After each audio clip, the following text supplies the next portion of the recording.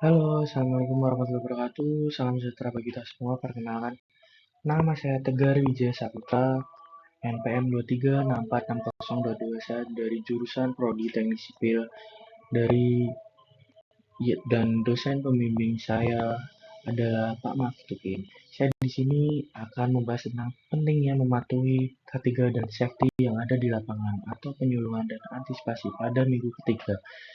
Oke, nah, di sini saya membuat 6 poin dari apa itu artinya komunikasi, keselamatan konstruksi. Ada induksi keselamatan konstruksi, kemudian ada pertemuan pagi hari atau safety morning, kemudian ada pertemuan kelompok kerja yaitu toolbox meeting, kemudian ada rapat keselamatan konstruksi, kemudian ada penerapan informasi bahaya-bahaya dan ada jadwal program komunikasi. Kemudian ini adalah dari dasar hukum K3 konstruksi. Dasar hukum ketiga konstruksi di Indonesia adalah beberapa peraturan perundangan diantaranya yaitu pengadaan Undang-Undang Nomor 1 Tahun 1970 tentang Keselamatan Kerja. Yang kedua adalah UU Nomor 2 Tahun 2017 tentang Jasa Konstruksi. Kemudian ada Peraturan Pemerintah Nomor 50 Tahun 2012 tentang penerapan sistem manajemen K3 SMK3. Kemudian ada Keputusan Menteri Tenaga Kerja dan Transmigrasi Nomor 05 Men 1996 tentang SMK3, kemudian ada Permen PUPR Nomor 10 Tahun 2021 tentang pedoman sistem manajemen keselamatan konstruksi. Kemudian nomor 6 ada Permenaker Nomor 13 Tahun 2011 tentang alat pelindung diri yaitu APD. Kemudian apa sih artinya K3 dan safety? Nah, kegiatan yang akan saya bahas di Bendungan Marakayu yaitu adalah tentang bagaimana upaya pemerintah untuk memastikan keselamatan dalam proyek pembangunan bendungan infrastruktur itu sendiri. Peningkatan teknologi keamanan diadakan di Bendungan Marakayu. Pemerintah Kabupaten Kutai Kartanegara berkomitmen untuk meningkatkan teknologi keamanan di Bendungan Marakayu ini, kemudian untuk mencegah potensi bencana dan melindungi masyarakat sekitar. Dalam sebuah pertemuan, asisten 2 Setkap Kukar menekankan pentingnya pemanfaatan teknologi canggih untuk memonitor dan mengantisipasi keadaan darurat. Konsultan pembangunan itu sendiri menyatakan bahwa teknologi terbaru akan digunakan untuk mendeteksi diri potensi kegagalan bendungan sehingga langkah cepat dapat diambil untuk mengurangi resiko. Kemudian ada yang namanya identifikasi bahaya ketika konstruksi. Nah, poinnya bisa kita lihat di sini. Ada beberapa poin di sini. Bahaya yang dapat terjadi di pekerjaan konstruksi yaitu antara lain dari bahaya fisik seperti tertabrak alat berat, tertimpa beton, terjepit begisting, tertusuk paku dan lain-lain. Kemudian ada dari bahaya biologisnya itu apa?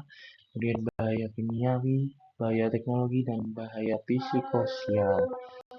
Kemudian ada yang namanya metode pengendalian risiko. Kemudian pengendalian ini terbagi dari 5 yaitu dari eliminasi, substitusi, rekayasa engineering control, pengendalian administratif, dan alat pelindung diri yaitu APD.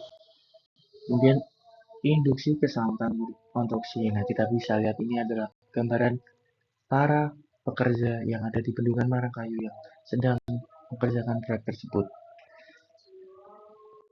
Nah, kemudian kita dapat melakukan pelaksanaan program K3. Nah, pelaksanaan mulai dari perencanaan K3, targetnya apa, safety induction, safety talk, inspeksi K3 dan safety patrol, safety meeting, training K3, housekeeping, dan audit K3.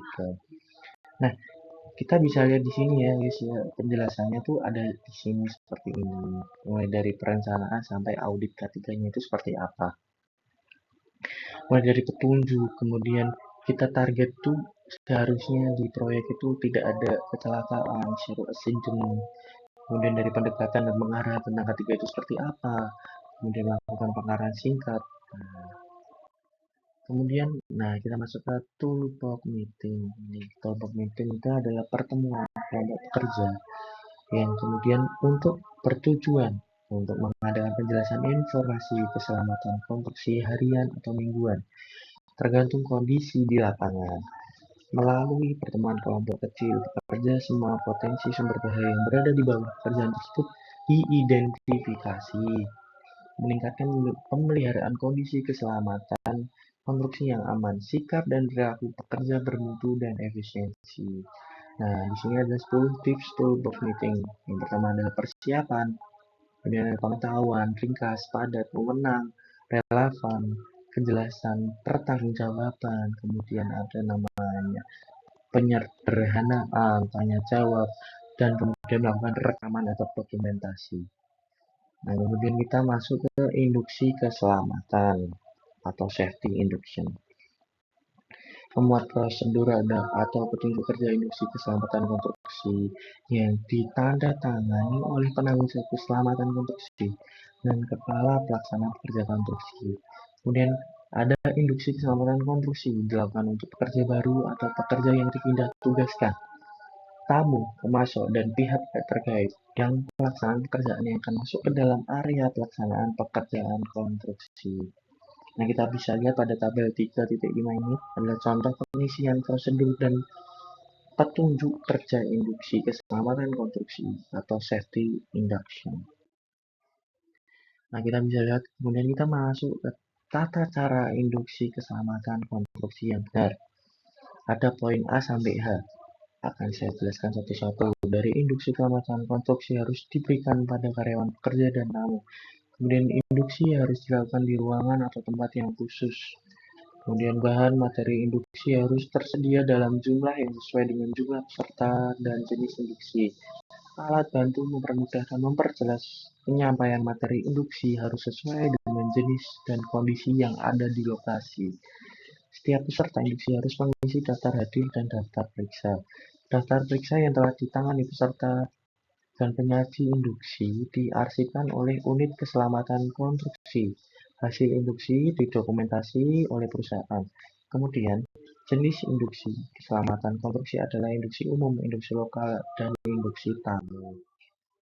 Nah, ini adalah contoh formulir daftar hadir keselamatan konstruksi. Bisa kita lihat seperti ini nanti, atau ada pemikiran lain bisa kita contoh seperti itu. Ini adalah contoh formulir daftar hadir induksi keselamatan konstruksi. Kemudian kita masuk ke pertemuan pagi hari atau safety morning. Memuat prosedural, kemudian petunjuk kerja pertemuan pagi hari itu seperti apa, yang ditangani oleh penanggung jawab keselamatan konstruksi atau kepala pelaksana pekerjaan konstruksi.